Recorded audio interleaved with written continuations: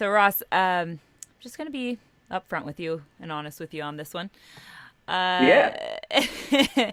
so you had us on your show a few weeks ago while we were in Austin doing our little press tour for the Magic Hour.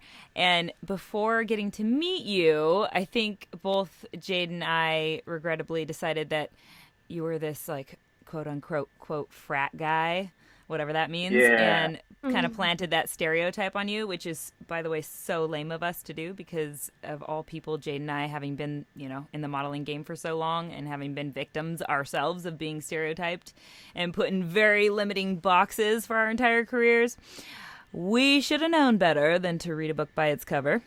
So we're sorry about that. And we were slightly worried that when Well, we went it, on your show, we were gonna, want to stay very surface level, but we were pleasantly surprised that you were down to dive deep with us. So thank you for that.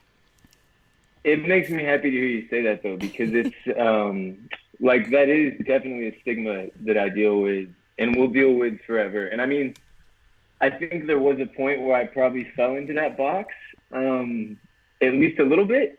Mm-hmm. And I mean, I'm okay with that. Like it's part of my past. It is what it is. But no, I certainly do not fall into that box anymore. And it can be easy for people to just assume that I'm just going to be this douchebag frat guy kind of character when I'm not. So I appreciate that. Thank you. Yeah, you're totally not, and we're glad you're on our show. And what we're going to get in today is exciting. I think a lot of our listeners are going to learn a lot from it. Yes. Me too. So, Ross, could you give us a quick rundown of how you ended up with the number one college comedy website on the internet, a New York Times bestselling book, and several very popular podcasts? Can you maybe just walk us through a brief timeline of all that?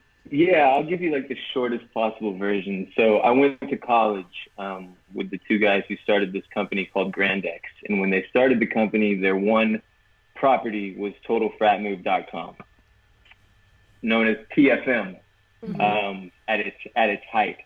And it kind of started out as this website where it was just one-liner frat guy jokes like, you know, did a beer bong and got a blowjob, TFM, just the dumbest possible, base level humor.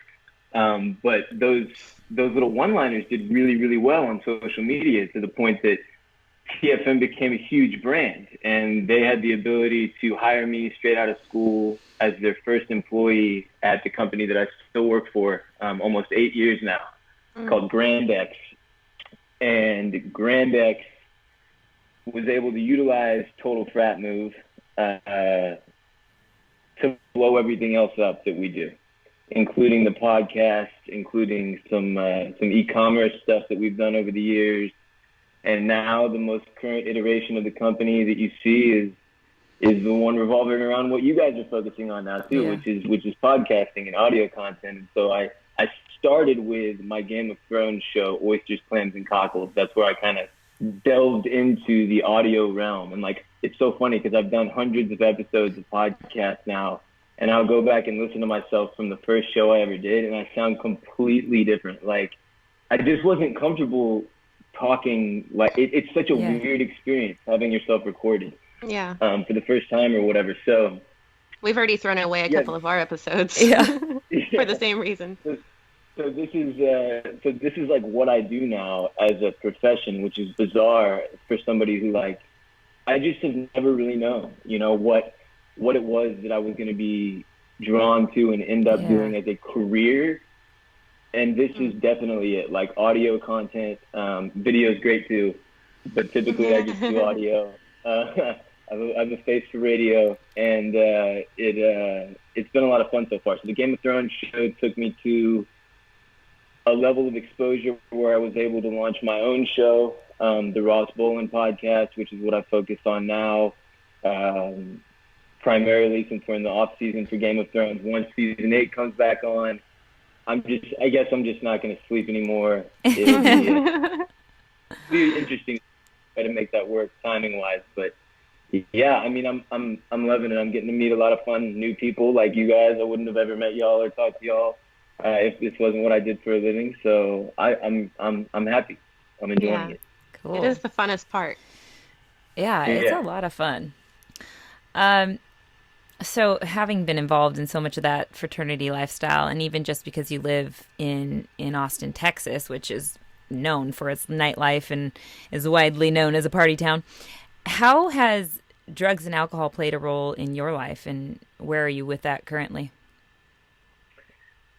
Oh my God, we need like several episodes to go through. Like, I'll give you the shortest version again. It's always played an enormous role. Even now, I've been sober or dry. I've been dry for just over a year, like a year and like 4 days. I just Wow. celebrated my like birthday. Congratulations. Thank you. But even not drinking, alcohol still plays an enormous part of my life. Because I talk about it a lot and how I don't do it anymore, but also because everybody I hang out with still drinks. Mm-hmm. Like, just because I can't do it doesn't mean that they can't do it, you know? So, I mean, it's and different people, let me say this. I don't classify myself as an alcoholic in the typical definition of the word, because I don't like to box myself in. It's nothing against AA or like alcoholics or anybody that considers themselves an alcoholic. It's just not the label I choose to give myself, because the truth is I'm just an addictive personality. Like I definitely am an addict. I definitely I label myself as that for sure, because I think I have the ability to overdo anything that I love. And really put my mind to. So alcohol just happened to be one that I did that, and Right. it was unhealthy. Like it had negative results and impact on my life. So it's crazy because it's shaped my career too. Like not just my personal life. Partying my ass off from like 16 to I guess 21 technically. Even though I tried for a few more years, I wasn't really able to do what I used to do anyway. Once I started having panic attacks, it had a massive impact on my ability to party. But all through the years of drinking, I took LSD once in high school it was so long ago, but it was the only hallucinogen I've ever done. And it was such an intense experience that I'll always both credit that and blame it for like who I am today in a way. I don't know if maybe the only reason I have panic disorder is because I did LSD, but also I'm not unhappy that I have panic disorder because it makes me who I am and it shapes the way that I look at the world and how I Is it make why you decisions. stopped drinking? It's a big part of why I stopped. It's not why I stopped. I would have stopped 8 years ago, 10 years ago, if panic disorder and anxiety were the reasons. It was more because I'm just a terrible drunk. Like, I can't drink for shit. I love drinking too much. And I have social anxiety, so once I get in my zone and I'm like working the room or whatever, I don't want to stop. And it's never like 2 or 3. I'm one of those people that always overdoes it. And at the end of the night, after everything has been entertaining and everybody's had fun and whatever, I turn into somebody that I don't like, that I don't think anybody would like. So I had to get away from that, and that was the reason I quit drinking. It just didn't. I mean, you wouldn't continue to do anything or ingest any substance that made you into somebody you didn't like. But it was it's so hard with alcohol because of the way that our society is structured socially. Yeah, it makes so much more of a pain in the ass. Really, is all it is. It's a pain in the ass. It's like our culture wants us to be alcoholics. Right. Almost. The example is actually talking about this earlier today was like, if you ate Honey Nut Cheerios every morning and every morning it made you sick, you would stop eating Honey Nut Cheerios immediately. Nobody would care. Or if there was a label on the box that says this could cause this to happen, you know? Right. Sure. It's a weird stigma with alcohol and the way it plays such an important part socially for everything that we do. I don't know if that's just America specifically that it feels worse. I'm not worldly and cultured enough to know if it's the same level in Europe or whatever. But here it's like, man, if you wanna have a social life, you either are gonna drink, you're gonna struggle as a drinker, or you're gonna have to be sober and find a way to do it without alcohol, because it's always there. Did you notice that when you took alcohol out of your life, that it turned up the volume on another vice of yours, or anything that you kind of transferred that energy into? At first, absolutely. Sports betting was like the one that took over for me, at least at first. And that was like the most, I won't say I'm a smart guy, but I'm smart enough to know that there was going to be a way, I was going to fill the gap with something that, like, just asked about. And that was it for a little while. And fortunately, I didn't make enough money at the time for that to, like, really matter. But if that happened now, it could be a problem. The point being, I figured out a way to balance myself to where there's not one thing like filling the gap of alcohol anymore. It's just kind of the way I live is different in all aspects, so that I don't feel like anything is missing, period. But I will say this. I used to smoke weed a lot in high school. I was a big stoner when my parents were going through their divorce when I was a kid. That happens to a lot of teenagers. Feel like it's just like drinking can be. And I wasn't like a pothead, really, you could say, for a really long time.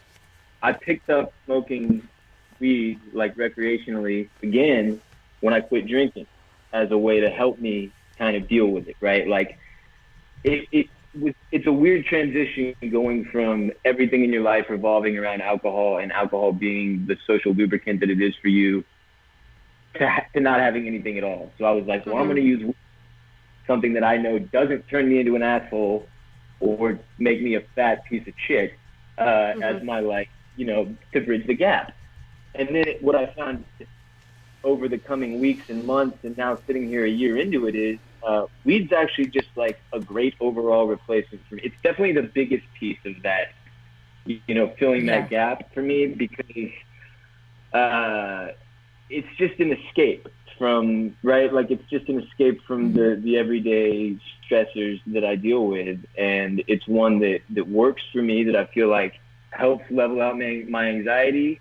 I've even actually worked it into my social, like the way I operate socially a little bit, which is hard for a lot of people who smoke weed. Most people don't want to get high and like go to a dinner, for example, or go to a party. I can do that now, and I'm totally used to it, and it's really fun, which is bizarre, because there was a point where I was like, the last thing in the world that I would want to do was smoke a joint and be in a room full of people. Now that's just the way I do it. But anyway, it's just been the weirdest, like, whirlwind of a transition to the point that marijuana, cannabis, whatever you want to call it, I just say weed, helped me so much with getting out of the world of alcohol that I've actually become like an advocate for its legalization and use, which is weird for a guy. Well, it's a lot better than the medication that a doctor would prescribe. Right. Well, it's just like, because I openly struggle with addiction, yet I openly smoke weed, and it's a strange thing to keep, balanced. Yeah, well, I know we talked about before, consequences are a gift. I have a bit of social anxiety and panic as well, so I never went down the road of alcoholism, because I also struggle with an addictive personality, and all of my family does. So I never went that route, because everything that you're saying happened is what I saw coming. And so I saw those consequences as a... I could definitely see it coming too. But that's the kind of person that I am. Like, I saw a lot of the issues that cropped up for me with drinking coming, but I chose to, like, try anyway. Like, I was stubborn about it. I was like, fuck that. I'm going to make this work. I'm going to find a way to make myself be able to be like everybody else, drink socially. I'm going to do this. And I even quit for like 6 months or 8 months at one point, and then I came back to drinking because, again, I was like, I wasn't ready to let go. Do you think that in some human, I'm sorry if I'm interrupting you. I don't know exactly how to word this, but I feel like I've noticed, especially in myself, who I don't necessarily say, I'm a quote unquote addictive personality, but I think all humans are addicted to something, right? Like, we all have vices. We all have things that we go to that cause us immediate pleasure or euphoria or something. And we take a little hit of whatever it is, you know, whether it's spending money on sports betting or shopping for some women or whatever the thing is. Is there something to the idea that humans like have this addictive personality based that's maybe born out of originally like some sort of survival technique, some sort of part of our lizard brain, but then we continue to do it even when we know we're going down a bad road because we want to find the like boundary. You know, we want to find our bottom. Like we want to be all the way at our limit. That's I believe certain people are like that. Certainly. Because I'm one of them. That's exactly that's what I was trying to say. You did a much better job. But yeah, absolutely. With every single thing I've ever done, I've found the limit so far. And it's a terrible way to live. It's really fucking bad. But it's also been a lot of fun. And it's like, if you can dance around the fire enough to, you know, enjoy the warmth and maybe share it with some other people and not get burned, it can be fun. But you always get burned. You always get burned. But your scars are reminders, right? I mean, like, you know, to put it into, I don't know, some sort of context is we talk about this actually a lot on the show. We need contrast in order to live. Like life is born from everyday contrasts, whether it be you're hitting rock bottom, and because you hit rock bottom and you're in this total darkness and you're in this space that, you know, there's nothing worse that could happen except for maybe you dying. The only option is up from there, right? The only option is to climb out of that hole and decide to actually live. And then that's the part where life is allowed to exist, if that makes sense. Like, right. There was this weird quote to tie everything together. When I was in a fraternity in college, I was a member of Kappa Alpha Order, which is a Southern fraternity, if you will, which is funny because I don't fit into the box that the stereotype that goes with this fraternity is like Southern shit-kicking cowboy guy, racist.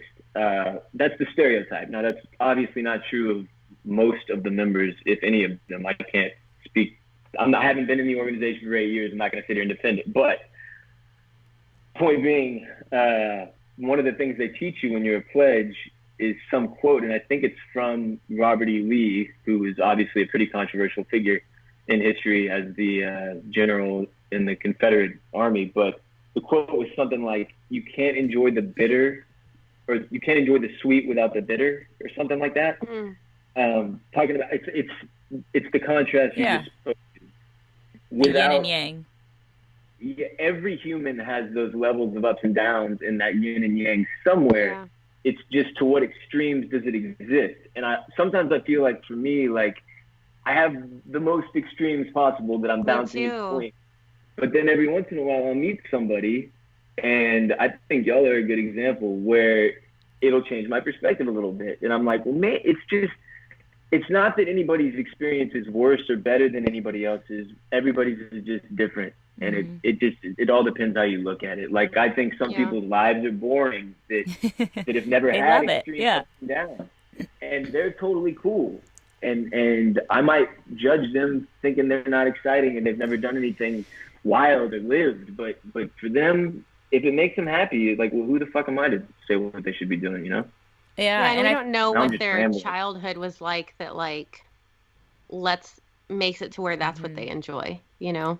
Yeah. And I was going to say that, similarly, Jade, off that point, this is something you and I have discussed we're getting way into the weeds right now, so just maybe go with us. Yeah, one question. I know. It reminded me when you were talking about that there's these archetypes in psychology. They have these relationship archetypes: the anchor, the wave, and the island. Yeah, where I recognize that I'm a wave, which is, by the way, not a good thing. Yeah, and I'm with an island, but you know, I'm with an island. The idea is to figure out like who you are, essentially what the archetype you're living at currently, and try to move towards being an anchor. Because an anchor is the person you're talking about who seems like maybe they have a boring life a lot of times because they're so balanced and there isn't this like drama happening or like this, they're not doing these extreme things maybe, but that's probably because they don't need it in order to be happy. And I think in a person like me where I do seek out like very extreme, I'm very extreme when it comes to like work. Like maybe that's where my addiction is. Like I literally work myself till my body falls down dead, you know, and I'm just like sick as a dog because of what I've done to myself essentially, and not taking care of myself. But my brain, the way it works because of my childhood or, you know, all the ways that brought me to who I am today, my brain works that way because my brain works that way in wanting an extreme measure to push me to do the next better thing. So I don't know if I'm explaining this right. But I have to get to a dark place, in order to move forward into the next light. Dude, I'm the exact same way. Like the exact same way. We're always so fucking weird. Yeah, I don't know why. It's gonna be a tsunami today. No, that's how I am with anything though. Like I have to wrecking ball. I do a lot. It's like I've been described as a self-destructive person before, which I used to agree with to some level, but I don't know if that's it. Like if self-destruction is really fair, so much as I'm just like, I feel way more like a limit tester than I do like I'm trying to self-destruct. Because like I can assure you, I don't want to destruct myself. I enjoy myself quite a bit. That's just the way I am. I don't know why. It's fucking difficult though. It makes everything a lot harder, it feels like, than it has to be, which is what's that? You should pick up the book Transforming Your Dragons, because it talks about that having that as a dragon. It's not something that you want, it's just something that has like a control over your life, and it gives you like steps for how to slay that dragon or transform it. It's very Game of Thrones, so yeah. Like no, it's really good. My shaman wrote it. But yeah, I highly recommend it. Your shaman's shaman. Shaman's shaman. Sounds shaman. How many people have a shaman that have a shaman? That's I know. You're doing it. How did getting sober affect your friendships and your marriage? Oh my God, it made it totally different, but so much better. It was weirder with friendships than it was with marriage, because for my wife, Taylor, it was just such a relief, I think, for alcohol to finally not be something poisoning our marriage. The changes were all positive, so they didn't feel drastic. Whereas with friends and getting used to the social side of it, that was the battle that took so long, and really like, you know how it is with peer pressure when you're in college and when you're in high school, and even up into your like early adult years. Even really now, like in your early. Sure, there's always some level of it, but like now I don't even know what you could peer pressure me to do. I'm trying to think of something. I don't even know what would work. My point is, I used to be much more heavily influenced by that, and it was something it always drug me back. Like people would make fun of me for like, I was like, I'm having anxiety, I'm not drinking tonight, and I'd get talked into it because I cared what everybody else thought, and I wanted to be, you know, the guy that was partying and having fun with everybody. But once you said you were sober, that kind of stopped with your friends? It finally, I think, clicked for them too. It's like, holy shit, like he's actually cutting it out 100% out of his life, and I think they could see it in my face, like this was rock bottom, like I was ruining shit that I was not going to be able to recover from if I didn't stop. And I just finally, if this was my rock bottom, it was I'm very blessed, because I'm pretty high, is what it felt like. So, because I've seen other people at rock bottom, and it can get really, really, really bad. I've been to enough AA meetings and spent enough time in jail to know what that looks like. And I got lucky to be in the position that I'm in, where my rock bottom wasn't so low. Because I know I don't say that I'm sober, but I say I rarely drink. Because I do. If I have sushi, I'll have sake. But if I order a drink, I hardly ever finish it also.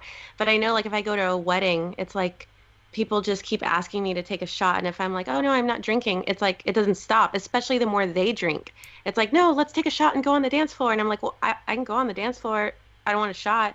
And it's like it's asked a couple times. So I think unless you are actually saying you're sober, they're going to keep asking, I guess. So maybe that made a big difference for you. I even have people a year deep. And I'm not like one of these people. I don't go out a ton with strangers or like meet a whole bunch of new people. I typically hang out with the same group of friends that I have. I'm 31, I'm married, I've got 2 dogs. I'm chilling. And I still have people in my close group of friends who on occasion will cross the line and be like, come on, why don't you just have a drink or whatever? Like, and it's crazy. And it's always after they've had several though. And I think it's people who might struggle on their own with it, and they're not comfortable with it. It's the misery loves company thing. And you're holding up a mirror to their addiction because you're not drinking. Yeah. So it can still be, even now, it can be weird with my friends on occasion, and that's just part of the way. Like, I'm like I said, I'm a party guy. I loved partying more than anything, and that's why it was so hard to walk away from drinking. Is because that's what fueled that lifestyle for me. And so the people that I'm close with and that I love very much, they still like to party and they drink a lot, and on occasion it comes up, and I've accepted that that's just part of it. I'm gonna have to deal with or whatever. Yeah. Have you found that being so vocal with you not drinking anymore on your podcast and now making the year mark for that, have you seen a large response from your fans and followers? Oh my God. It would blow your mind. I mean, I've been trying to find a way or think of a way that I can show the world the response that I've gotten. Yeah, that gives me goosebumps. The amount of replies and DMs and Snapchats and tweets and Facebook messages and emails and voicemails my voicemail machine has over 3,000 messages on it. Wow. And I can't keep up with it. It just keeps refilling. Anyway, so many of those are people who are saying like, I've had, struggled with anxiety or depression or self-consciousness issues or whatever for years, or I've always had a drinking problem and never known how to put my finger on it, and like it's exactly what you described or whatever. It's amazing to me how many people struggle with drinking or anxiety, one of the two in one way or another. Mm-hmm. And they kind of go hand in hand sometimes. Yeah. They do. Yeah, they do. And it's really sad, like in a way, like so many people hitting you up like, I need help, I need help, I need help, I need help, I need help, I need help. What do I do? What do I do? But you just have to do as much as you can, right? Like, so I try to reply to as many people as I can, and it really makes, it's not only, it makes me feel good because I want to be a positive influence, but I really do think I have advice that can help people that are dealing with the stuff that I've dealt with. So that's what's really given me my sense of purpose and made me feel like podcasting and everything that I'm doing now is what I'm meant to be doing, because I can feel, for the first time ever, I've done a lot of shit. I wrote a book. That's something that not many people can say they did. It's really tight. It's in my Twitter bio and shit. So. Anyway, I don't even know where the fuck I was going with that, but humble brag all over the place. Well, it's crazy to think about how many people may have gotten sober because you did. That's really cool. Yeah. Right. I hope that's right. Like I've done a lot of really, really bad shit, and I hope that I'm balancing it out some. I never really hurt anybody except for myself, so I don't want to make it sound like I did. But I hope I'm balancing out some of the pain that I brought to my family. For real, like. Yeah, karmic energies. Yeah. I just want to balance out whatever it is that I'm doing. I like that. I mean, anytime I think that you can find ways to build community and find common ground with people, it's a beautiful thing, and it raises the vibration on the planet, and it's probably what we're all here for at the end of the day. Can I ask a question? I know it's your show. No. Did you guys intentionally do the one of you has white headphones and one of you has black headphones? No, but nice. It kind of worked out.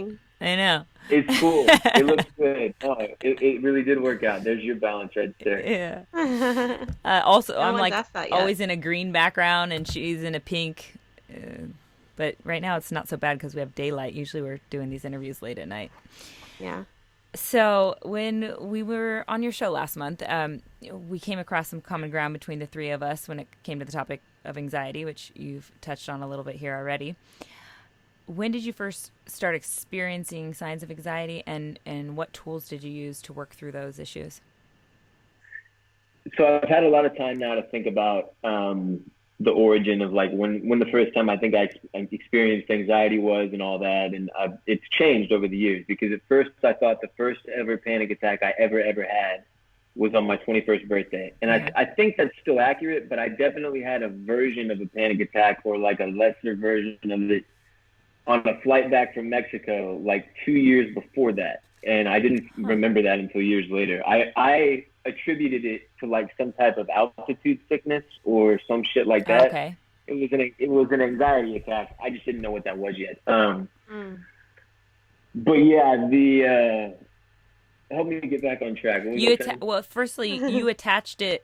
So just to go off that point you just made, because this is interesting to me, how we decide to label our anxiety or panic or whatever it is, and how we then attach things externally to it when it's such an internal Sometimes journey. people just say, "Oh, it's just work stress." And yeah, it's really... or like, I can't fly on planes because I have panic attacks on planes. And it's like, no, the plane isn't bringing on the attack, though, right? It's like what you're saying. Right. The plane was where you had it, so you thought it was altitude related. You thought, you had all these reasons and excuses to give it that are external, but it was some chemical thing that was going on inside of you, right? Yeah, but the first full-blown panic attack I had was literally like so beautifully, ironically, on my 21st birthday. Yeah. When I had been on probation for years, I had been waiting so long to I'd gotten off probation. I was about to be able to drink legally, go to the bars. I was in college. I was so pumped. We had this big party. I got blackout drunk, and I woke up the next day, and I went to a bar with one of my best friends, still one of my best friends to this day. He's actually my co-host on Oysters, Clams, and Cockles, for the 15th plug. We went to a bar. I had one beer, and like halfway through the beer at noon for lunch, watching this football game, like having my first legal, like being a man, having a lunch beer, I fucking lost it. I lost feeling in my hands, my feet. I was freaking out. I couldn't breathe. My heart was pounding out of my chest, like most intense panic attack you can have. And I had no idea what it was. I'd never experienced anything like it. I thought I was dying. I was like, well, this sucks. Well, at least I had my 21st birthday, I guess.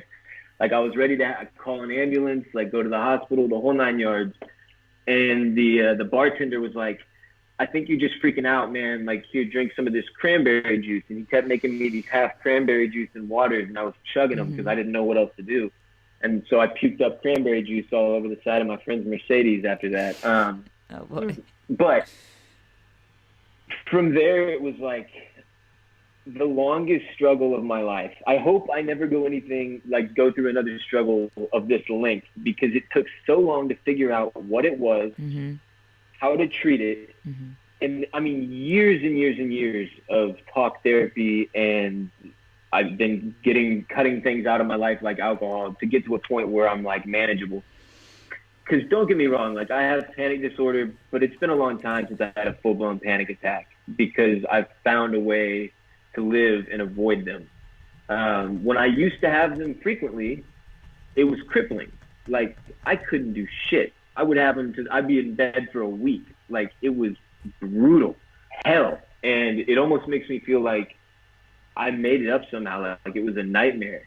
That part of my life existed where my brain was in that place. And just a short period of time later, I'm now here, and I no longer have those horrific mental panic attacks. It's just crazy.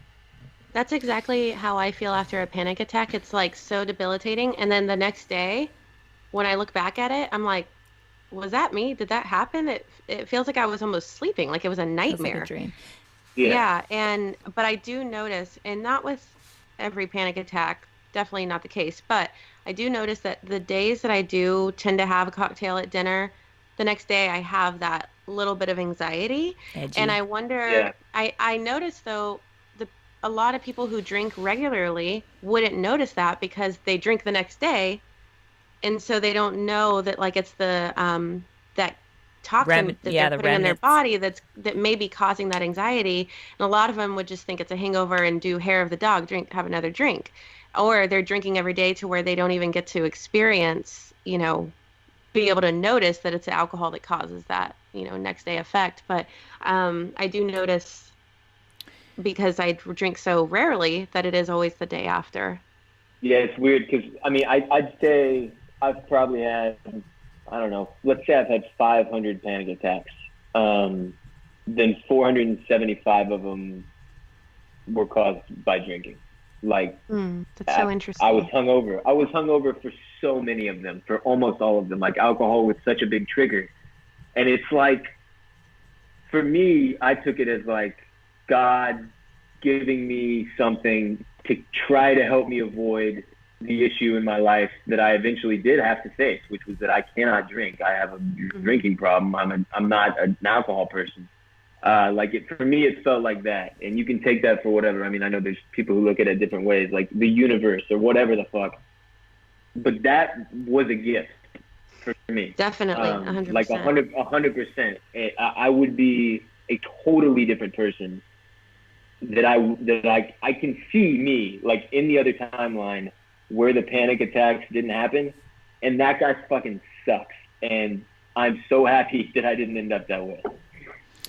I think this is such a topic that holds all this taboo around it, anxiety, panic, even depression, all these disorders that I don't even like calling disorders because it's something that lives in all of us. It's just a matter of when we decide to access it during our lifetime, or if we push our bodies to a point, like sometimes with drugs or alcohol or whatever it is, that maybe it's even just a poor diet or lack of exercise that gets us to this point where we basically tap into I shouldn't say tap in.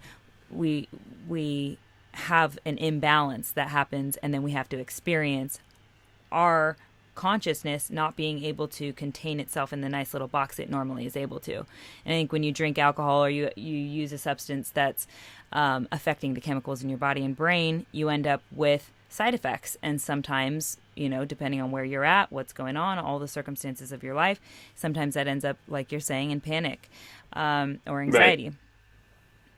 But voicing these issues and the fact that you experience them and how you experience them, and when Jade and I voice how we experience them every single time, I can feel how people listening will feel a little bit less alone, because I know when I was going through this in the beginning, just like you were saying, Ross, when it first started, I was like, oh fuck, what's wrong with me?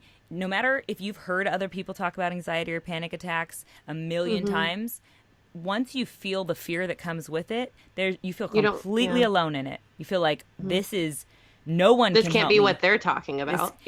Because it's so much bigger in your own head, right? It's so intense. That phenomenon that you're explaining is insane. I mean, I have tried so many times to explain this to people, and the closest thing I can compare it to, and I wonder, Jade, if you agree with this, is like having done ayahuasca and stuff. When I took LSD and tripped on acid for 12 hours, that's the closest thing I can compare it to a panic attack, because it was the only other time in my life where I was like, holy shit, I didn't know your brain could do this. I didn't know the human brain could experience feelings like this. And you also can't just turn it off. Yeah. And I have no control over it. Yeah. Yeah, that's the other part of it. And the first time I had a panic attack that I had fully realized was a panic attack, like one that I was like, and now we're having a panic attack. It was the same feeling. I was like, I can't believe all of this time, 21 years I've been alive, and there have been, I assume anyway, lots of people out there who have this exact thing happen to them, and I had no idea it's even a possibility. And it's obviously very intense. Like finding that that's really what you're describing exactly is the scary part. It's not so much the feelings and everything you're going through in that moment, the emotions. It's realizing your brain is that powerful. And But the beautiful part of it, so your brain is so powerful that, and especially, you know, a very creative mind. I think we said when we were talking on your show that only smart, only intelligent people can have panic attacks. Maybe that makes you feel better. But yeah, this like very creative part of your brain turns on and becomes disaster mind. It you know, spirals down this rabbit hole of terrible, terrible things that you're creating. I mean, they're completely coming from your own subconscious, and you're just becoming conscious of it. They've always been there. They always will be there. They will continue to be there, but you're just unable to control them in the moment because of some chemicals that are, you know, messed up. When it comes to LSD, like I know my experience with LSD was, and it probably depends a lot on how you walk into that scenario, you know, if you're guided in with calm, kind situation, or if you're in a party with a bunch of people. Yeah. But in any case, when I was on LSD, I was with, you know, friends, and it was a very fun, happy situation, and I wasn't so afraid. I'd done, you know, MDMA before that, and I had experimented with other things that I had positive experiences with. So I only thought, okay, well, this is going to be positive. And although I saw a lot of scary things, when I saw them, I knew, okay, well, this is the drug, and I could tweak them to positive. So like I would see devils everywhere, and I would turn them into my boyfriend's face or whatever it was, you know, things like that. So, but knowing that your brain is creating this shit, and it's like completely, there's infinite possibilities of what it can create.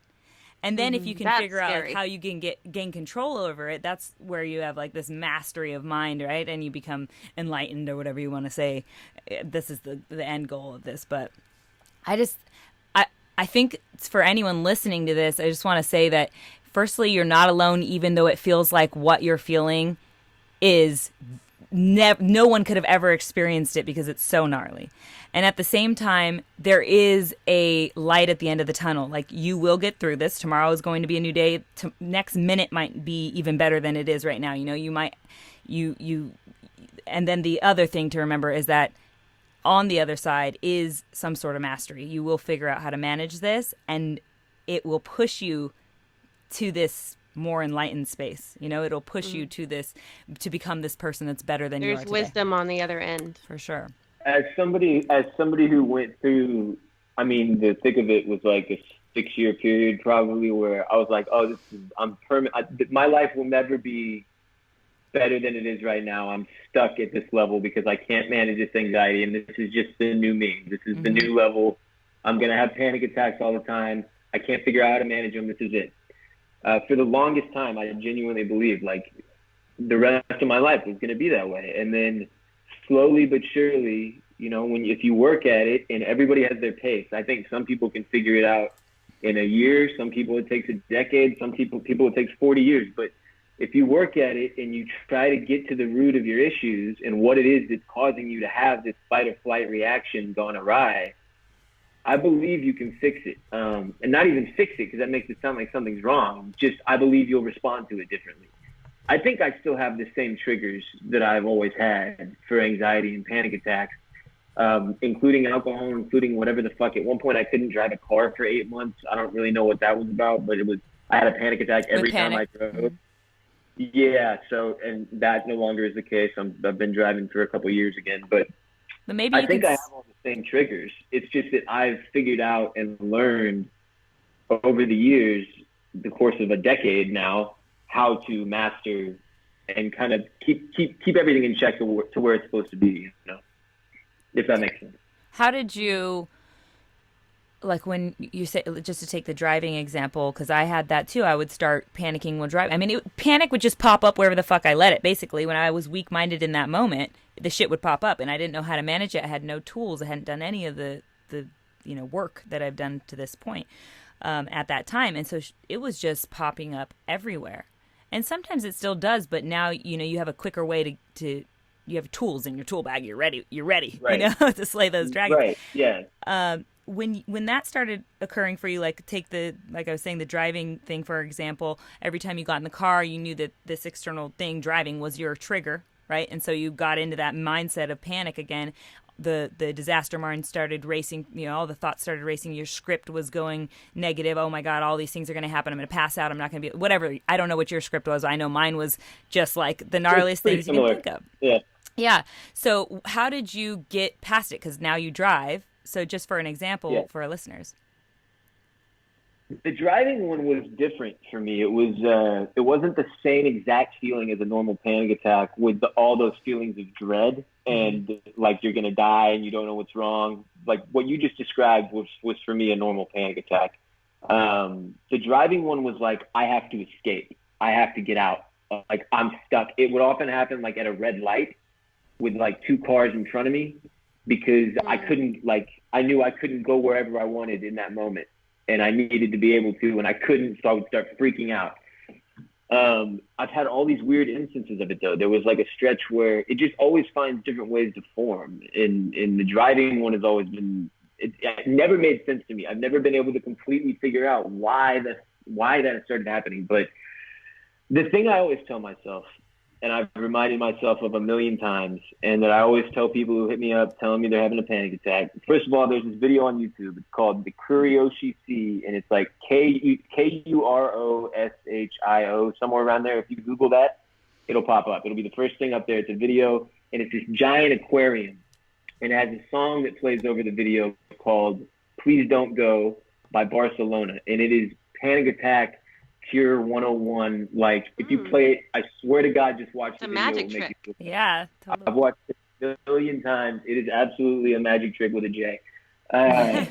Anyway, but reminding yourself it's gonna end. No one's ever died from a panic attack. It can't kill you. It's just your brain. It's gonna end, and you're gonna be fine. And then you just have to go minute by minute, and it's gonna suck for a little while. But once you accept that there is an end. Maybe it's 2 minutes from now, like you said. Maybe it's in 1 minute. Maybe it's an hour and a half. Sometimes it sucks longer. I don't know. The point is you're going to come out the other side. And you have to remember that. And just try to stay positive inside of the panic even. Like, I know that sounds insane because you're panicking and it's a negative thing, but you can find a way to harness it and make it positive because most of the people that are listening and have panic attacks are probably like what the fuck are you talking about? That's not possible.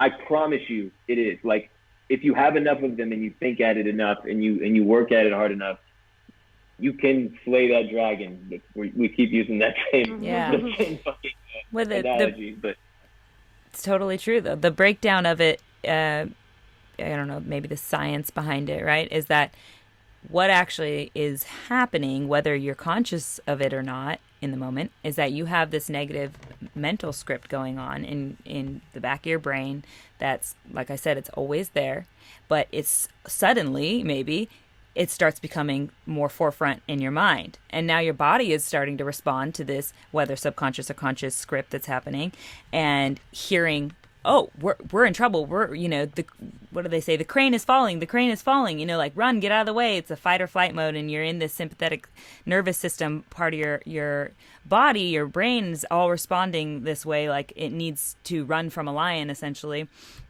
But that's not the reality. And you're going, why am I having all these responses? Why is all the blood wicking from my hands and feet? And I have cotton mouth and I can barely breathe because I'm hyperventilating so bad and my heart's pounding out of my chest. All these things happening because your body's responding to this script. And so, like you're saying, yes, it seems like, well, no, I'm in this panic and the panic has got me. It's like, if you can reframe that to the actual science of it, the science of it is that actually your subconscious, your actual thoughts are what caused this in the first place, whether you realized it or not. And so if you can turn that around and start saying to yourself, essentially, we're okay, we're going to get through this, and then pulling your tools, whether it's breathing techniques, whether it's listening or watching your video you mentioned on YouTube, or whatever your other techniques might be, right, to get you out of that place and get your thoughts back in the right state of mind, where they're calmer thoughts, they're not all disaster mind thoughts, and eventually walk yourself out of that. You referred to the toolbox like quite a few times, and then you just mentioned a couple things that I think most people with anxiety who have tried to add tools like breathing techniques and such, like that's what you're talking about when you're talking about a toolbox. The tools that you can bust out to try to use to help yourself in those situations.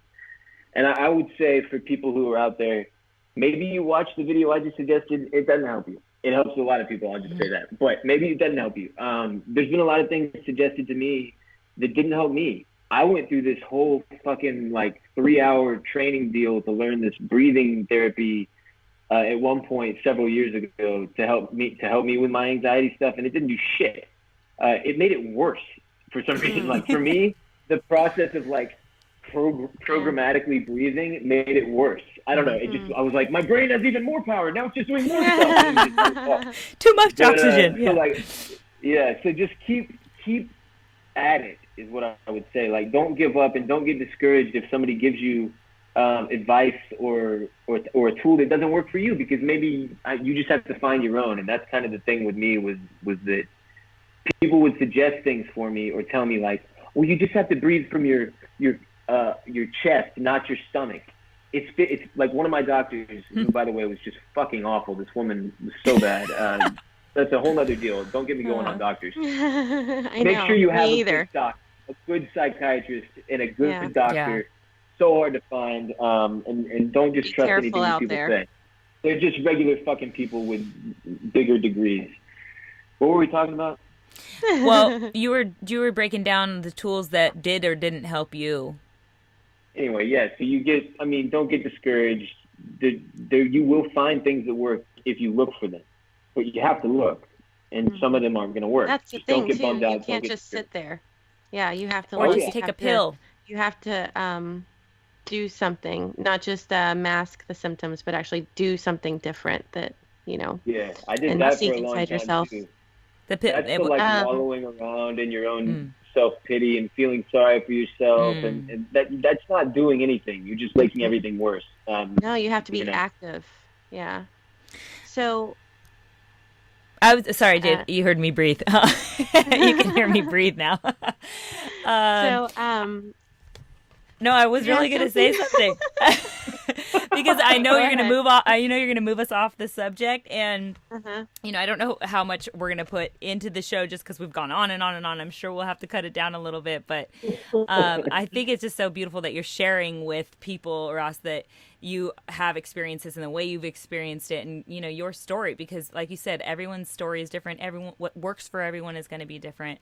But because you brought up people wanting to have an answer now, okay, well, if that's not working, then nothing you're talking about is even relatable, and it's not going to, it's not going to work for me. I wanted to just say, for our listeners' sake, that, we all know there are anti-anxiety medications and drugs out there, antidepressant drugs and whatnot out there. And I don't want to knock any of those drugs. I think they have their place, and sometimes they're super necessary and will get you through. But it is not something to lean on for the rest of your life, just like we're talking about with other addictions. There's other options. There's a reason your body's telling you that you need to take care of something when you're having this panic and anxiety. And even though it's not a lion chasing you in that moment, there is something else going on with your body chemically that you need to respond to. And I think probably and I might be speaking for all three of us, you correct me if I'm wrong, but out of the darkest places, like we were talking about with contrast, out of the darkest places where you were in this panic or anxiety in your life, a lot of light has probably come because you were pushed to do it. You're motivated because of those hard places, that fear. Yeah. So consequences are a gift. Exactly. Listen to what's going on in your body and do the research. We always promote that on this show, read up, figure it out, watch YouTube videos, listen to podcasts on it, find your community. And our whole point in this show. No, go ahead. Sorry. The anxiety stuff, it's just so important that you don't give up and that you keep the search going, because that's the thing. It's dead on. I feel like people try one thing and it doesn't work, and they're like, "Oh, nothing's gonna work." Yeah. No, you're not trying. You're not actually trying. Just because you've convinced yourself you're trying or you're doing something doesn't mean you fucking are.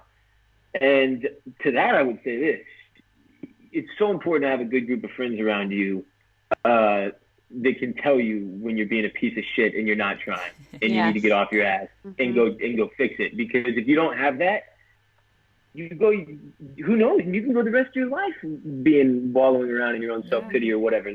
you need good people around you who will give you a kick in the ass if you need it. And as somebody who's gotten lots of kicks in the ass, that's super important. You got to have that. You got to try to build people around. I mean, some people, it can't be their family. With me, I got lucky. It was my family. My mom and dad were saved my ass so many times, and not just like financially, like, I mean, with the lessons that they gave me.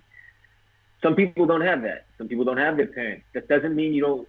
It's not an excuse. You got to go find a support group and a group of friends and people that can hold you accountable. Don't let your circumstances dictate how happy you can or can't be. You have to be the one in control of that shit. Yeah.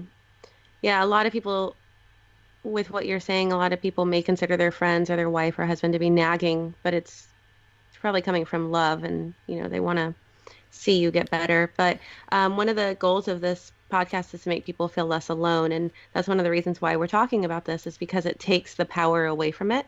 So don't be afraid to talk about it either. Let someone know how you're feeling. Don't hide it, because that's what gives it power, and don't feel like you have to be ashamed of it, because there's more people that experience this than you think. It's so funny whenever you tell somebody, like, I'm freaking out right now, I'm having a panic attack. They're always like, really? Holy shit, you look totally fine. Like, I can't even tell. And that's such a funny, like, that's always the Kickstarter. I mean, again, I haven't had a really bad one in a while, knock on wood, but that was always the Kickstarter for me to be like, this is so fucking stupid. I don't even look different on the outside right now. I know. But inside my brain, I feel like I'm dying. This is so stupid. Yeah. So that would always help me to go down the positive path of like, dude, everything's fine. Talk about it. Talk about it all of the time if you have to. Try to spread out the talking so that it's not to like one person, so that you don't drive them fucking nuts. Right. But talk about it. That's a great piece of advice. So, Ross, you've written a book. You've gotten sober. You've worked through your anxiety.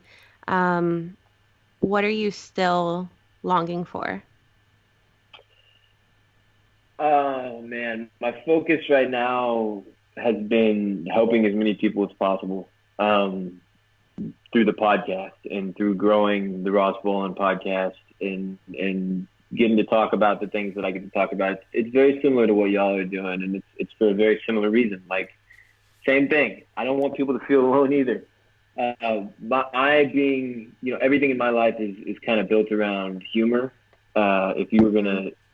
If you were especially alcohol removed from the situation, like, you could look back and say my whole life has been built around comedy and humor. And my sense of humor and laughing and being funny is the most important thing in the world to me. So that's the kind of difference between, I guess, my show is very silly. There's a lot of talk about really silly shit. So I want to do some combination of entertaining people and helping at the same time if I can. So I try to mix the comedy with the very serious. If I could give an example of somebody who's been like an inspiration to me in that way, it would be Neil Brennan, who, it wouldn't shock me if one of y'all has met him at some point. But Neil is the guy who wrote Dave Chappelle's show with Dave Chappelle. He's a white guy, real goofy looking motherfucker. He looks like a weasel, and not a handsome man. One of the funniest dudes on the face of the earth. And he did this stand-up special on Netflix called 3 Mics. Go watch it. It's just a really interesting look at how you can impact people through comedy, and mix comedy with really, really serious topics like which Chappelle's perfect at. Suicide. Yeah, but I mean, if you thought Dave was good at it, go watch Neil. It's crazy. Really? I'm excited. Insanely talented comedian in 3 Mics. It's called 3 Mics on Netflix. Right. Me and him don't know each other. I'm not like plugging my boy. I'm gonna watch it tonight.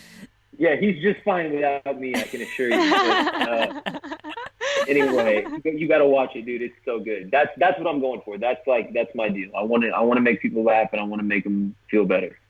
Cool. So maybe to the other end of that, since we're talking about comedy here, on the other end of that, the dark side of that, you mentioned before that you hadn't really experienced depression, or that wasn't a word that you're really able to relate to, but I'm sure you've experienced pain in some way or another. So I'm wondering, where those dark parts of yourself surface in your life, and what do you experience pain around? Yeah, it's funny. I mean, I remember when you guys came on, we did the show a few weeks ago, and we were talking about depression. Jade specifically was talking about some of her experiences, and I was saying like, it's crazy because that's the one I don't know, like that I can't feel, that I don't have. When people describe their depression to me, I'm always like, fuck, I've never hit that note. And since then to now, I actually got a new psychiatrist that, long story short, I'm like, holy shit, have I been depressed? And New label.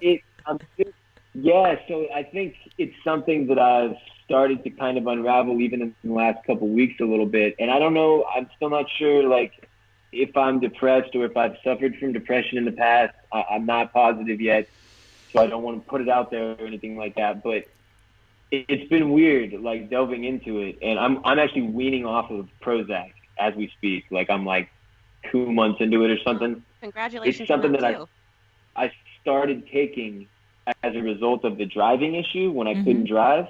My doctor was like, you have to take something, like this is getting out of control. So I did. And obviously I can drive now and have been able to for some time. So I was finally like, I'm going to get off this fucking, what are they, SSRI or whatever they're called? Yeah. Serotonin reuptake. I'm going to get off this. I don't want that shit if I don't need it. So I've been weaning off of it. It takes forever. It's like a 6-month fucking. Drug should take 6 months to wean off of. Heroin addicts get clean faster than I'm getting clean off of this shit. It's miserable. But how has it? Okay, so serotonin reuptake inhibitors, for anybody listening, is what you would normally be prescribed if you were dealing with panic anxiety, long term especially, or really out of control panic attacks that you can't seem to get control of easily. And that's something your psychiatrist would decide, for you. So we're not medical professionals here, just to state that. No. But when you're taking that, especially when you're taking that long term, it's changing your body's ability to create those chemicals, right? It's helping you create them essentially, and it's making you not create some chemicals. So when you're getting off it, like you're saying, it takes a weaning process because you got to ask your body to start doing that again. Otherwise, your body's been relying on this thing, right, this whole time. So how is that detox or that? And not like we said, let's not knock this drug because it does save people's lives. It gets people through the toughest times to get to the other side. So how's your come off been? Honestly, I'm so glad you put it that way because it really did help me. I really do think it helped me get through that period. Whatever that was I had going on with the card thing, I don't think I got through that. I don't think I would have gotten through that without the Prozac or whatever the generic version. Fluoxetine is what I'm taking. But weaning off of it has been. By the way, also I'm doing it under the guidance of a medical professional, a psychiatrist. It's not like I was just like fuck this.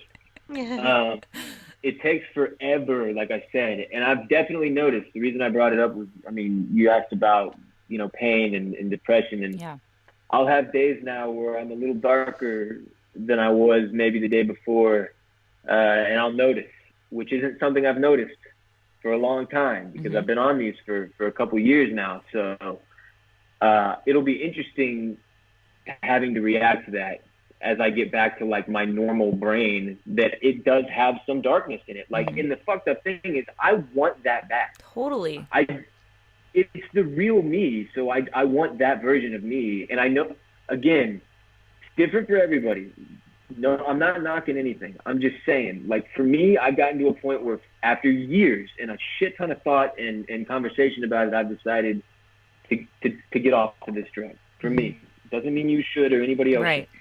I hate how you have to fucking reiterate that so hard with every year, where people freak out on you. But anyway, it's been interesting. So like, I don't know where so much of the pain for me that built up my anxiety was from my parents and from their divorce and from my childhood or whatever. Like, I had a great childhood aside from my parents' divorce, but I somehow let that fuck me up bad. Like, and it was a pretty painless divorce compared to most of them, but it got me good. And outside of that, I don't know where a lot of my shit comes from. Where a lot of it because there's definitely like a level of darkness in me that I don't see in any of my friends. And I love dark shit, like even, you know, from an entertainment perspective, like movies and music and such. And I don't know where it comes from. I don't really know. Maybe that's something I'll figure out in the next year, but one thing at a time. Yeah, I think it's so cool you're sharing your journey with us. Oh, absolutely. I have a few friends that drink for a long time, and then I can't tell who I'm interrupting I know. Here. It's all good. I have a few friends that drink for a long time, and they recently got sober as well, and they started to question, have I been depressed this whole time?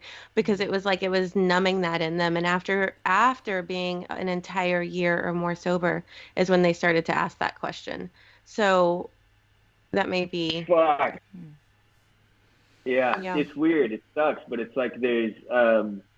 I also kind of anticipated that, not specifically the depression part of it, but I knew when I cut alcohol out that there was going to be, in some ways, it was going to crop up new challenges, because that's always the way it is. Because you're going to feel more. Something. I feel like some people, they quit something that's a bad influence, like they quit smoking, or they quit drinking, or they quit gambling, or they quit sex, or they quit whatever the fuck it is that they think is a negative influence on their life, and then they're like, they expect to wake up the next day and just be this glowing, happy person that is the best version of themselves or whatever. That's not the way it works. Yeah. Life goes on. The challenges continue. Other shit comes that you have to face. You don't just figure it all out. And then that addiction comes knocking, because that's how you are used to handling it. Yeah, that's a never-ending battle. That never stops. And I think that's just, it's funny, like the alcoholic journey, like if you go to an AA meeting, and they explain, or you read whatever the book they go off of is called. Oh my God, it's terrible that I can't remember. But the AA book, it is so very clear. And every alcoholic goes down the exact same path in like one way or another. It's that way with all things in life, though. That translates outside of AA. I think we all have our different struggles and things we have to overcome.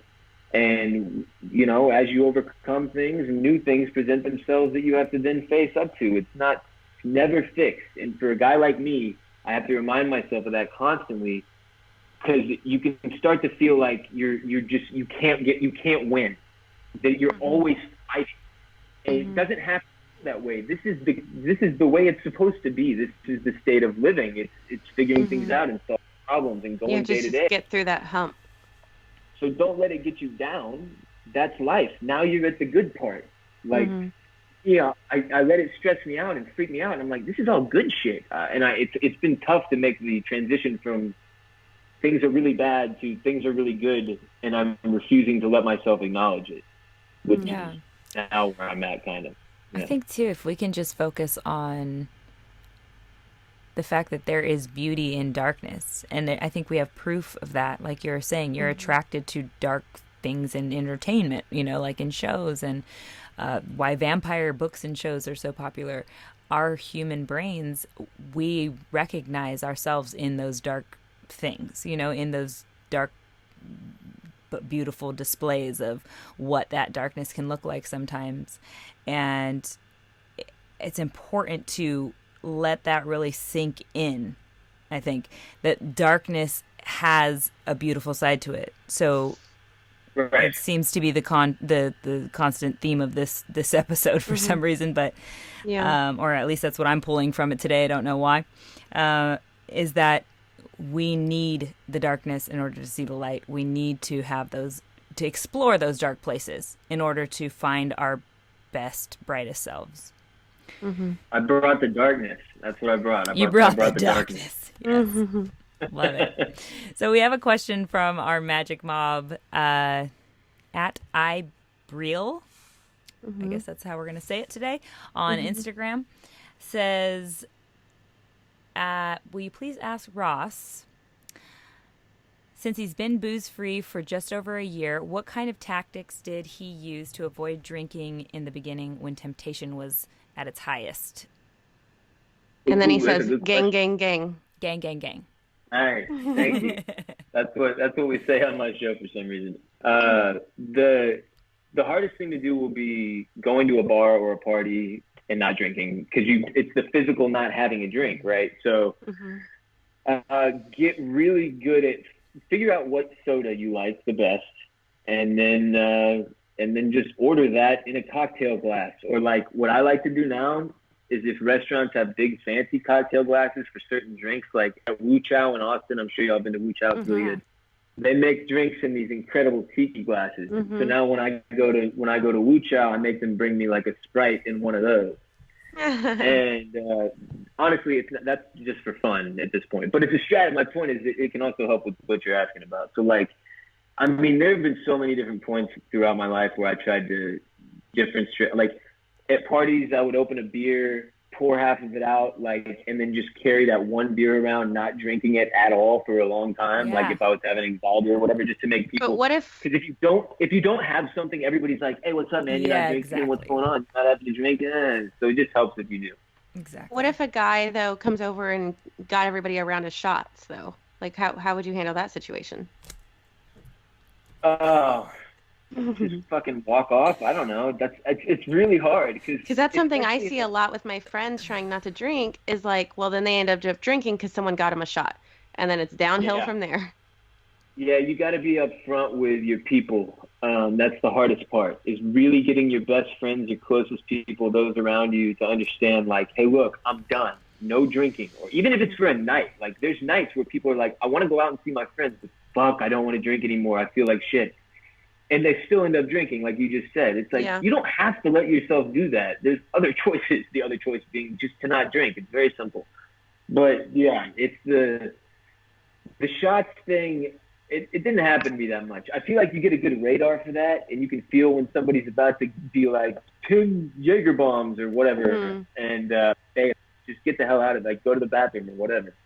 I'm curious if your withdrawals were a temptation. Like a lot of people, when they stop drinking, they're like, oh, well, now I'm not sleeping well and now I'm not pooping well. And they've got all these reasons why they need alcohol in their lives. And so after a couple of days of like their stomach pain or their headaches or whatever withdrawal they have, they're like, a sip of whiskey would fix this, you know? So did that play a part in temptation for you? No, thankfully, this is one of the reasons I don't give myself the full credit of alcoholism. I never drank every day. I never drank like that at all, like compulsively or addictively. Like I never felt like I needed to drink, or I never had any of that. It was a very different type of alcohol abuse, and it was that every time I drank, I binge drank and would just go until the lights went out. So I don't know. I never had the physical withdrawals part. I mean, I felt better instantly, like the next morning, and then from there it'll blow your mind if you've been drinking for like 15 years, like I had, to stop drinking for like a week and then remember what it feels like to not feel like shit. It's crazy. Like it melted my brain when I got a weekend and a month in and 6 months in. It's like, because when you realize you've been living in this cloud the whole fucking time and you didn't even know it, and it's really depressing at first because you're like, God damn, like nobody said anything. I've been a total asshole. Have your connections with your, since you were social drinking, it sounds like a social binge drinking even maybe is the label, right? Have your connections with your friends that you would normally have social drink with, or even just friends outside of that circle that you interact with now, have those relationships deepened because of your sobriety? It's weird. I feel like with some they have, and with some they've become a little more distant. Because it's tougher for some people to understand, and with other people, they see it as a step forward for you, and they want to be closer to you as a result. So, I guess I know you kind of answered that for us before when Jade asked something similar. I guess so. I'm trying to let me re-angle that question. So from your perspective, like the way that you're able to see them maybe more clearly, or see, have a clear interaction where you can remember even the next day, has that helped you in those bonding processes? Where, because I know like when I go have a drink with someone, you're broing down, and it opens that social anxiety thing up, like we're talking about. It is. It's a bonding experience. That's why people tend to drink with their friends and family. Yeah, but then there's like only a level you can get to, and then you black out. So there's this other thing that you can access, right, that you're probably finding now, and that's what I'm trying to dig in with you on, is this other thing you can access when you have a really clear and sober mind with people, right? Sometimes, right. I don't know. That's what I found. The issue, I'll say, the way that it has been for me so far, if I'm dead sober, like if I'm not smoking, drinking, nothing is in my system, I get really annoyed after a couple hours. Like, I can't do it. I fucking can't do it. I'm sorry. Like, drunk people are the worst. They're the worst. You suck. I sucked when I was drunk too. I'm sorry. I was probably the worst one of all y'all, and now you suck. But that's why people, I feel like, think I'm a bitch at a bar because I'm the only sober one, and I'm super annoyed by all the drunk people. You're just like, because they get too close. They're up in your face. They're talking too loud. Oh, and I'm also like, what are you doing with your lives? Yeah. And they're just actively ruining themselves. No, it's awful. But it takes your stories don't make sense. Your stories don't make sense. You're repeating yourself over and over. What the fuck? You just said that. Stop. But they think that you're having a great time because they're like having this bonding moment with you, and you're like, your story doesn't make sense at all. I couldn't be more miserable. Yeah. So it's, I don't know. I stopped doing that pretty quickly. That's when I was like, I got to be able to lean on weed because this shit's not gonna work. I can't handle these motherfuckers. But it has been easy since, and I've gotten better at it every time I've done it, and it takes a shitload of practice. Like, whether you're gonna go actually sober or get high on weed specifically, those are the two things I can tell you. I can't speak to anything else. It takes getting used to either way, just an equal amount of getting used to. It's an uphill battle, and you have to be willing to continuously put yourself in social situations as practice, because that's how you get better at things, right? You practice. So if you practice, you'll get better. If you want to get better, if you don't, then you don't get to complain. I'm glad you bring up weed as, you use the word escape in conjunction with, in the same sentence as weed. Because I think sometimes people have this idea that because it's a plant substance or, it's natural or whatever they want to call it, that it's just should be part of it's okay to be part of your everyday life. And not that it's not, if that's what you decide, the thing is, I think it's important we take responsibility for the words we attach to vices and the words that we put in our own heads when it comes to like what we use to get through a day, if that's what we're using to get through a day or get through social anxiety. Yeah, it depends on what you're using it for. Can I ask you why you think it's important to acknowledge that? I'm just curious because I agree with you. I think it's important because otherwise we go down we can easily go down a rabbit hole to other darker, deeper, issues. Yeah. Or vices, darker, deeper vices that are really not helpful to our lives or are damaging to ourselves. Yeah, you have to be honest with yourself about what you're doing and why you're doing it. It's the only way to make the why is important. Good decisions. Make good decisions. Yeah. So I mean, that's something that I didn't realize till like last year.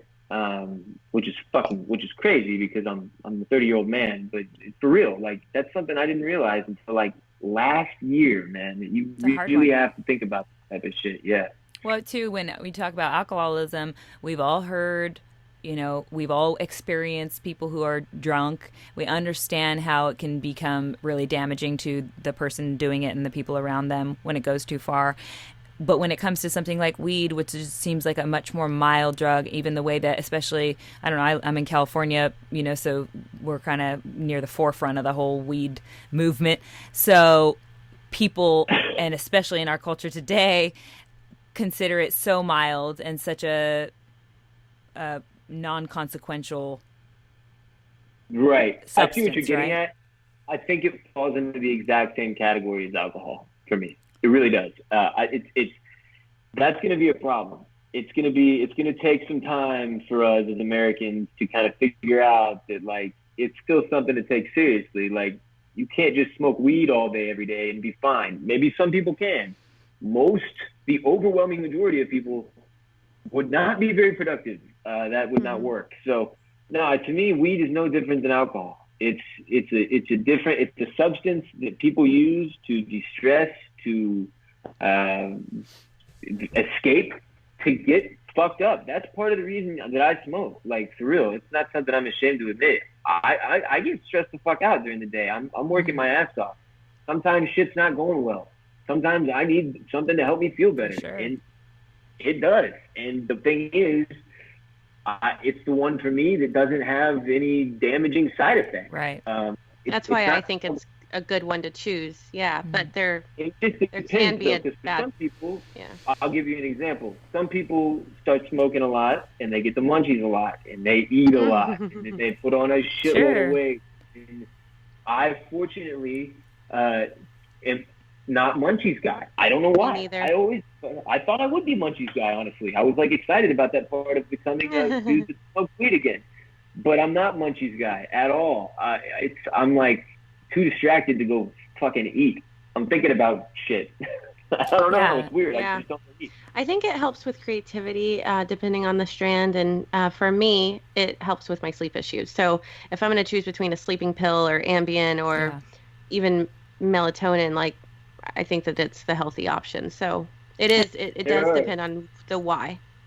I wish the people who are extremely judgmental about the whole weed thing would do some research on that in particular. Because, like, look, I don't know everything, man. I'm not a doctor. I don't spend my time.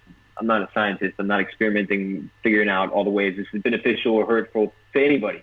But I can tell you this: with sleep and anxiety, there are absolutely strains, and that's the other thing that these people need to understand. There's a whole bunch of different kinds of weed. Like, they don't just all do the same thing and get you the same kind of high, and you're just a lazy stoner who eats fucking potato chips and watches cartoons. If you take the correct dosage, it can be so helpful with things like depression, anxiety, and sleeping. It's like, of course, if you smoke 15 blunts, you're going to be mentally incapacitated. Same thing as if you drink the entire liter of vodka. But that doesn't mean one drink won't help you relax. Right. Like, And a lot of it just people, gets if they're judged like, oh, different. I'm having sleep issues, and they're like, oh, you should try Calm Mag. Well, you don't get judged about that. So why get judged about a weed strand that is specifically made to help you sleep? So yeah, I see where you're going with that. The weed stigma is going to take like 10 more years. I think it's just hopefully a lot less. I think it's just important to focus, and this is why I brought it up in the first place, to focus on the addictive nature of whatever it is in your life that you. I mean, it could be fucking exercise. Right. You know, you could replace the word weed with exercise. People exercise themselves to the bone, literally. They damage their bodies. Too much of anything can be self-destructive. That's the point, is figure out what your shit is that you're going too hard on and relax on it. Like, find some balance. It's funny because my dad told me, for like legit, I remember from my childhood up till, you know, when he basically had to stop parenting me, it's somewhere in my 20s. He told me probably 1,000 times, moderation is key.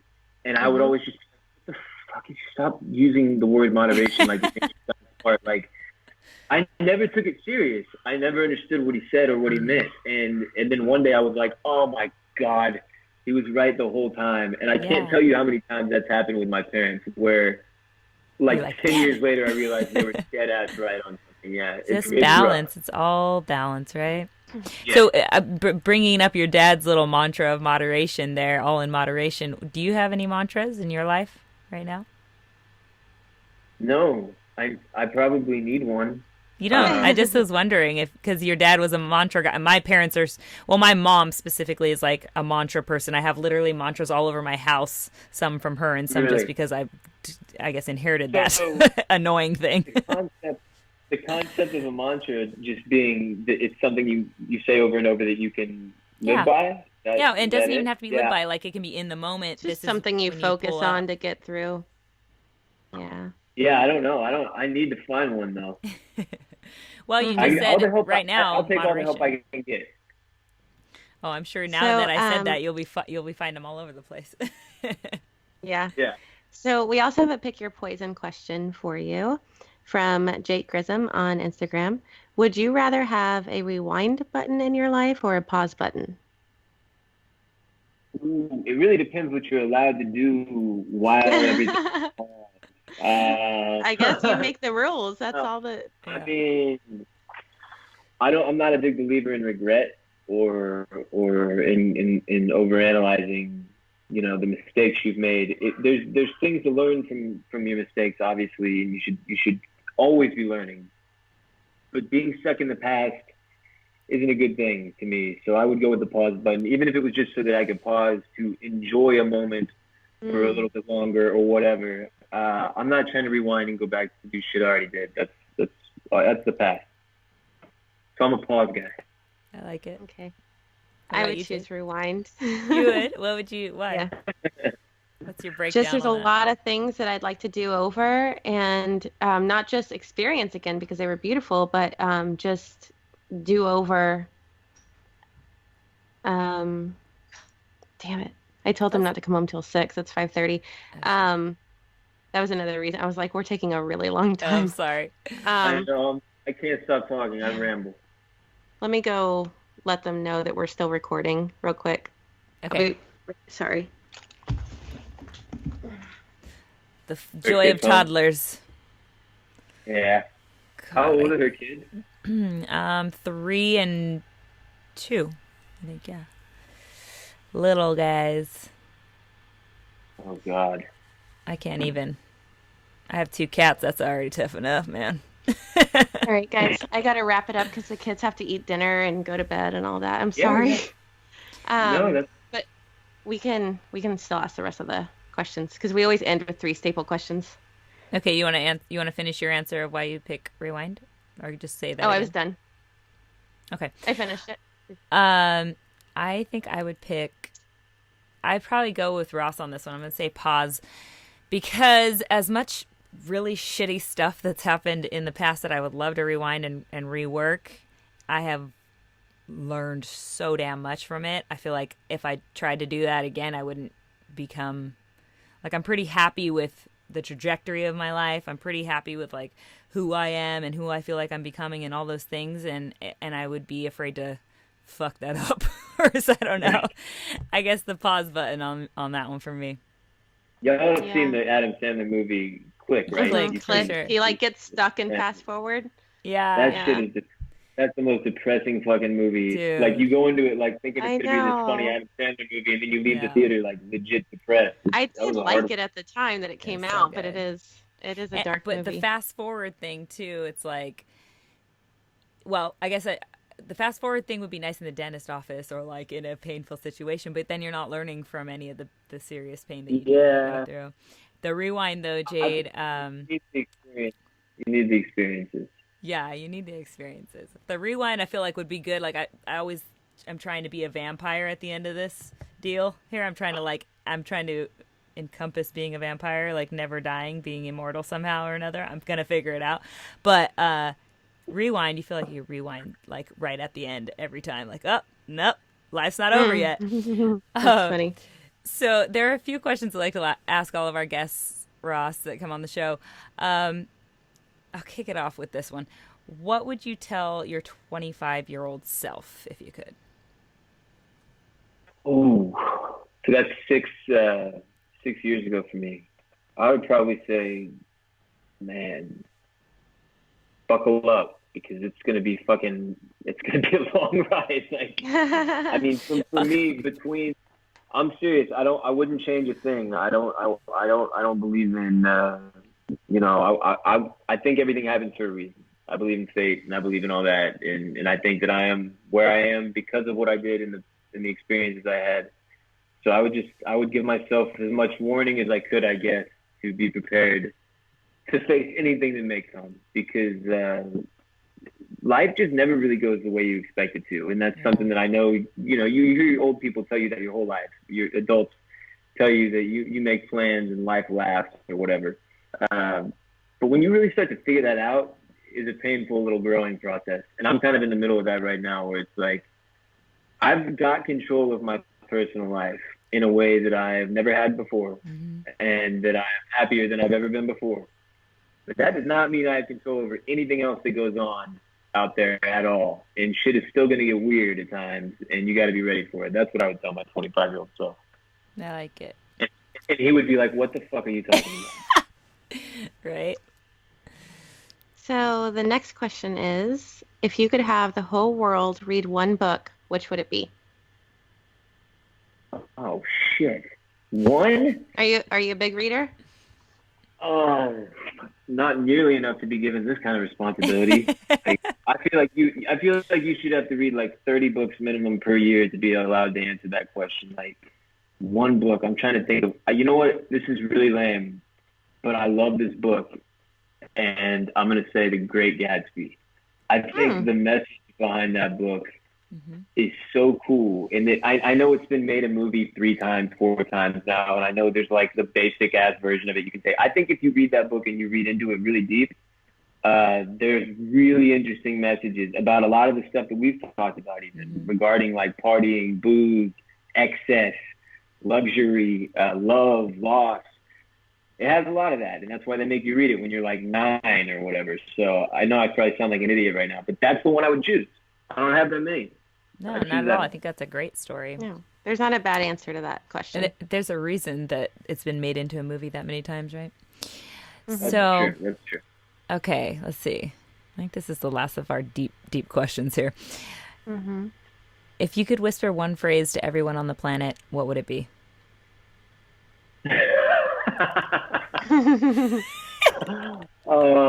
It would be if I could whisper one phrase to every single human being on the planet, it would be listen to the Ross Bolen podcast. Oh, that's a good one. That's at least double my listenership, right? And that's an entrepreneurial strategy right there. That's marketing all the way. That's really funny. That's a good answer. I would take marketing up. That's exactly right. So many people would be very confused if they heard that in their ear. God, what? Yeah. God told me to do it. I don't know. Yeah. I'm going to listen. All right. Damn. We're pretty much wrapped up here. Just let the people know where they can find you on social media, interwebs, etc. You can follow me on Twitter, Instagram, and Snapchat at WRBolen on all 3 of those. WRBOLEN. My full name is William Ross Bolen, so that's what I use as my handle. It's actually what I used as my author name on the Total Frat Move book too, WRBolen, because I thought it sounded more official and cool. And I'm so fucking glad I did now, because I go by Ross Bolen, and my show is the Ross Bolen podcast, and it's just nice to not have the direct attachment. Like, it's there still. Yeah. But it's nice to not have it. So at WRBolen, listen to the Ross Bolen podcast. It comes out at least 2-3 times a week. Our schedule is hell. I don't know what the release days are. Just go start listening, and we'll tell you on the show. Oysters, clams, and cockles, I mentioned 100 times. Nothing else to talk about there. And I appreciate you guys so much having me on. It means a lot. Y'all are great conversationalists. I thoroughly enjoyed talking to you both on my show, which everybody should go listen to, the episode that y'all were on. But here as well. Y'all are real special, and I have a lot of respect for what you're doing. Damn, thanks, Ross. This was really cool, and I'm sure we'll be talking again soon and have each other on our shows, hopefully again in the future. But I just want to say that I'm really appreciative of the fact that you have exposed your journey, not just like, getting deep with us today on the show and your dealings with anxiety and whatnot that you've gone through, and that you've been really vulnerable and open with on your own show, but even like all the stuff prior, like when you talk about the Total Frat Move book and the website and all the things that have brought you to who you are today. I think it's so cool that you get to look back on that, and we get to look back on that too and see like, this is who this guy, what he's put out there for the world to see all the way up to this point, and he's basically exposed himself all the way through. Like, that's pretty much being the 100% the real deal. So I appreciate you for that. That's always been, it's something that I noticed real early on. Like when I was going through puberty, like in my teens, and I was 17, 18, 19, like in that range, end of high school, beginning of college, I realized that the people that I respected the most were the rawest and the realest with me. And it just made me want to be that way, like as genuine as possible. That's the goal. And it doesn't always work. Like there are times when I can't be vulnerable, and I pussy out just like everybody else. And I put up on, my defense and my mask or whatever. And there are times when I can't say shit and I run away from it just like everybody else. But for the most part, I'm just a big believer in the same thing that y'all are. If you can put your message out there, the more you talk about it, the more you can help, the better this whole fucking shithole of a planet will be as a result. So Yeah. I'm just trying to do my part, but I appreciate it. That was very sweet. Thank you. That's what people need. So it is making a difference. For Thank sure. you for making your life speak. Y'all too, for real.